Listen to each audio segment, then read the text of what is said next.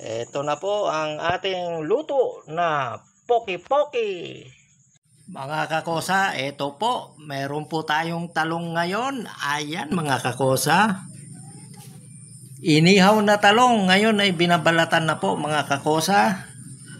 Tapos meron na tayong pangrekado. Ito. Wala pa yung sibuyas. Hinihintay pa. Nagbiyahe pa. Pati bagoong. At itlog mga kakosa. Ayan mga kakosa oh. Ngayon, ang ulam natin, ito ay napakasarap na ulam mga kakosa. Ito ay lutong Ilocano. Lutong Ilocano po mga kakosa. Ang tawag po sa luto na ito ay poki-poki. Ayan ha. Ops. Walang tatawa.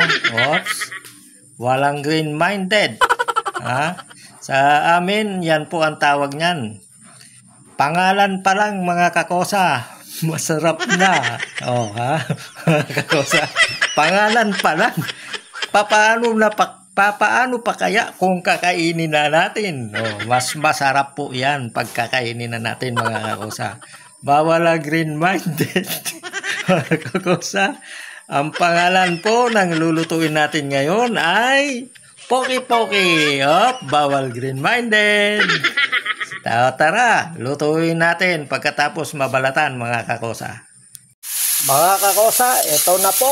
Ginisa ko na po ang kamatis, sibuyas at bawang. Ayan. Hintayin muna natin malamog. Ayan mga kakosa. Hintayin natin maluto yung madurog yung kamatis. Ayan mga kakosa.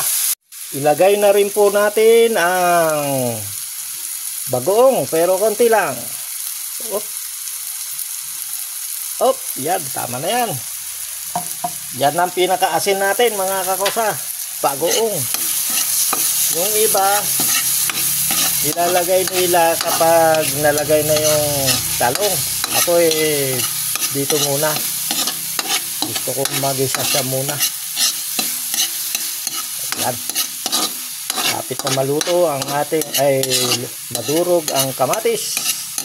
Yan po yung gusto ko, nadudurog yung kamatis mga kakosa.